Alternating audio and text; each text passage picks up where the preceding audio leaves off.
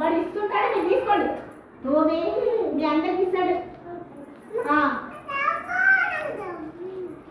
ఇస్తాడే, అందరికి ఇస్తాడు. ఇచ్చిన వాళ్ళు ఎందుకు జరగండి, ఇచ్చిన వాళ్ళకి ముందుకు రండి.